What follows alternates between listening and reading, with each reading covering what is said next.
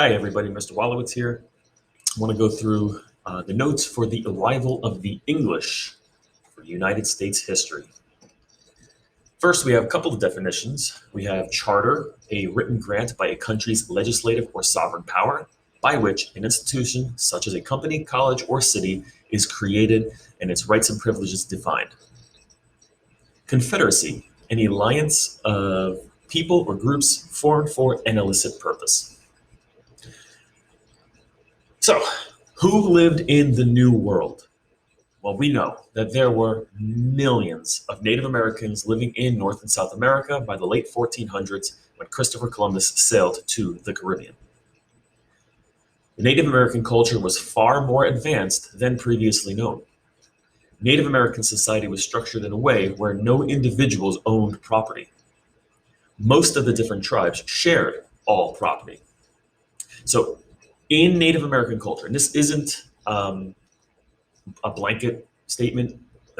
Not all Native Americans shared property with other tribes, with each other.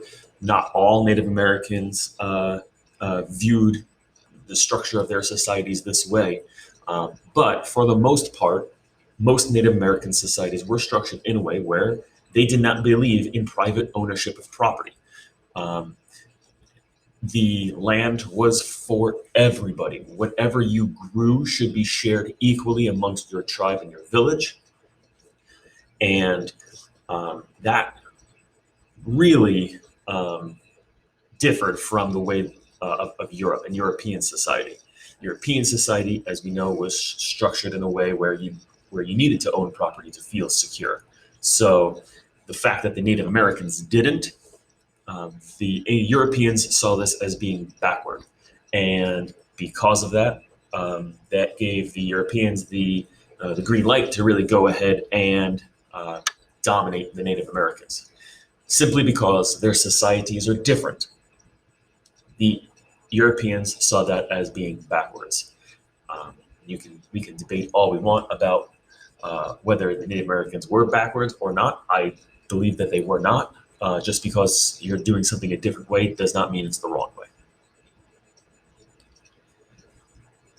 Why did Europe want to settle the New World? Well, European, as we said, society was structured so that an individual had to own property to feel secure, called the system of empire. If you were poor, you could starve. With Columbus, Spain had dominated the takeover of Native American land by taking them as slaves and making them search for gold. England saw what Spain had been doing and wanted that for fortune for their own. So, this system of empire, as we have talked about, is a system where you have to, if you own property, you have wealth, you have power. Wealth plus property equals power. If you had power, you could keep that power within the hands of whoever you wanted. And you could keep that power out of the hands of whoever you didn't want to have it. So it was a race between really four countries at the very beginning in Spain and Portugal, France and England, where it was a race to establish your society and culture throughout the world, to dominate the world, um, to have your culture dominate the world.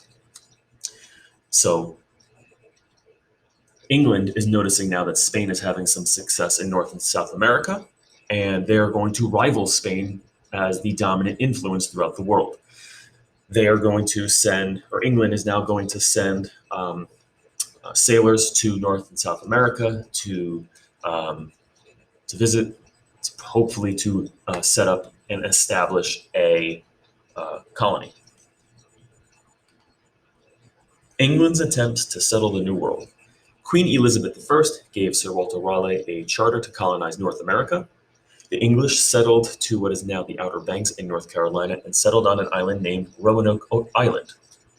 The Native Americans there were hospitable, but once a little silver cup was stolen, the English attacked and burned the native village. After about 5 years, however, all of the original English settlers had vanished from the land. So, at first, when the English do arrive, the Native Americans will greet them. They will be hospitable towards the English. They will live side by side in peace for a little while. Um, there's a story that a Native American came over to the English and stole a silver cup. Um, I think it was a miss. I think it was a misunderstanding in that the Native American person thought they were taking it to give back, borrowing it, or something like that. But the English took that as an excuse to attack and burn the native village. Um, so then after that, there were tensions between the English and the Native Americans. And so after about 5 years, and this is 1585, so after about 5 years, by about 1590, a supply ship is going to come back to Roanoke Island to replenish the English settlers at the island, and they're all gone. And so there's kind of three reasons for this, or three possibilities of why they all vanished. One of them could be that the Native Americans attacked and killed them. It's very possible that happened. It's also very possible that the English ran out of food and supplies and starved to death. It's very possible that that happened too. Third one, which is really evidence of this has come out very recently, in that the English probably may have been starving and ran off and joined the Native Americans. And that is a very common thing that did happen. And the Native Americans were very accepting of any runaways who wanted to join up with them. And in most cases would defend the runaways when being approached by the English to have those people return back. So those are the three possibilities as to what could have happened. Historians really don't know or don't have a full understanding. We just have some hypotheses, some theories about what happened.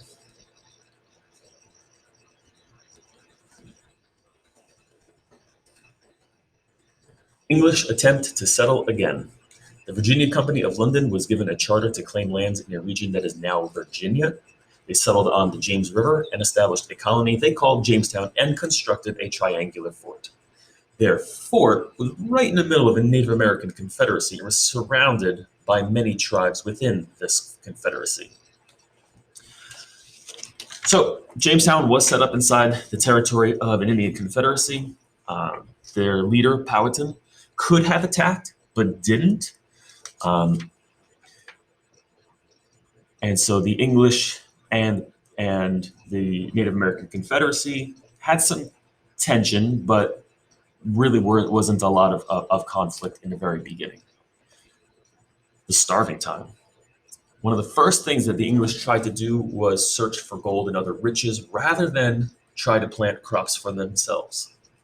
In the winter of 1610, there was a lack of food and some English ran off to join Indian tribes, but the majority of the English died.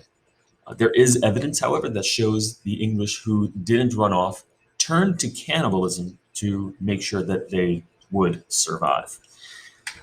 So during the starving time, some English would run off with the Native Americans. Again, like we said, that wasn't uncommon, and the Native Americans were accepting of them. That following summer of 1611, the English sent soldiers to return the runaways who joined the Native Americans. The leader, Powhatan, refused, and the English then killed 15 to 16 Native Americans in response. The Queen and her children were taken away, and they were killed. From there, it was all out war. As the English population was growing, the Native Americans tried to wipe them out for good. They went on a rampage and killed 347 men, women, and children of the English. And with the English not able to enslave the Native Americans or live with them, they decided to exterminate the Native Americans. So they couldn't attack and enslave. They couldn't live peacefully with them. So in response, instead of leaving, because the English encroached on Native American territory, they decided to attack and kill as many Native Americans as possible. And that is the beginning of Jamestown. So review these notes carefully, and we will now be ready for our lesson on Jamestown. Hope everyone has a great time. Bye.